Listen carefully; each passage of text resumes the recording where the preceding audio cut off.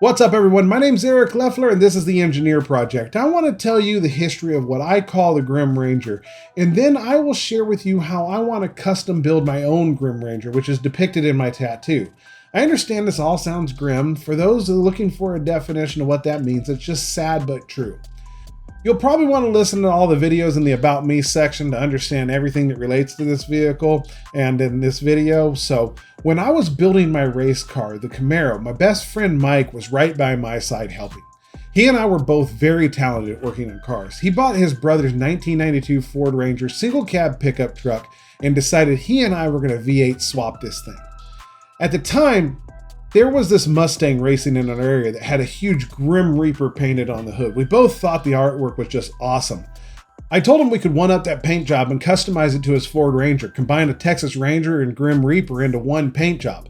A cowboy hat and a Ranger badge on the Grim Reaper, a new sheriff in town, if you will. We finished his truck, but it had one issue after another, as many swaps like this do. While we were building it, he bought a motorcycle, a crotch rocket to be more precise. One night I was asleep when my phone started ringing, and it was a mutual friend frantically calling to tell me there had been an accident. I told my dad what I was doing and basically stole his 2000 Corvette and hauled ass to the scene.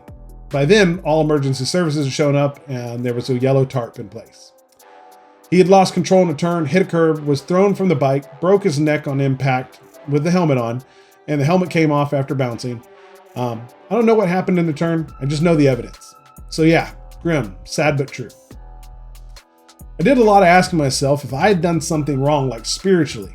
After a lot of reflection, I guess I found I shouldn't be blaming myself for that accident. I found a little bit of peace in the Grim Reaper. I normally keep this to myself, but I know that I could be stepping on some toes here, so the Reaper seems real neutral to me.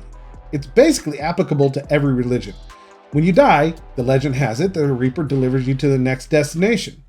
A lot of people go out and get a cross or memorial tattoos, but an artist can bring an image to life with a tattoo.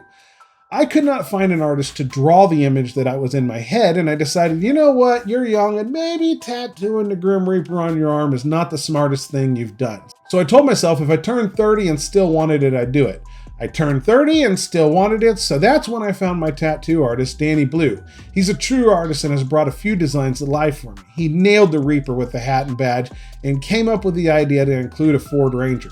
After Mike died, I brought the Ranger from his mom and kept it myself. I got to drive it around a little bit, but it was a troublemaker for me too, and my race car had the highest priority. After a while, I sold it to another friend who had introduced me to my wife just before Mike passed away, and he became the guy that helped me with the race car. He and I turned that truck into his race car, and we continued racing together for years. So I happen to have a picture of the truck coming off the starting line with the front wheels hiked up off the ground for Danny to include. When I came up with the initial idea of what has become the 100+ mile per gallon platform, I had the idea to build my own Ford Ranger Grim Ranger. This is all basically steam train technology, so let's put a Ford Ranger and steam train together. I went to Danny and asked him to combine the two as an artist, and that's where the story behind both of these tattoos that are called the Grim Ranger comes from. I do not say this to be insulting to any religion, it's just an explanation of why it's dark in nature.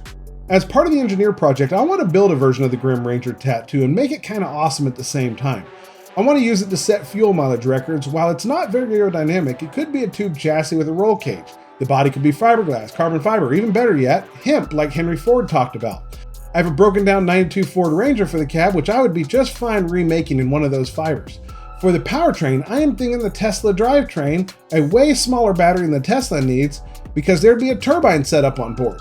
My goal with this would be a 9-second quarter mile, 200 mile per gallon vehicle. I would make the primary body black with copper trim and tubing. I think it would be cool to involve TV shops like Welder Up and Diesel Brothers for the main build.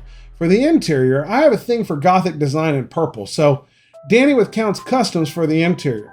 I've got a bunch more people in mind that could all come together to make this thing a reality. If you have followed along with the Engineer Project business model and things I've made a part of this, I am going to add to that a little bit with this video. This becomes like a space race for people to watch in anticipation to see what can be done. It's the talk of the town, if you will.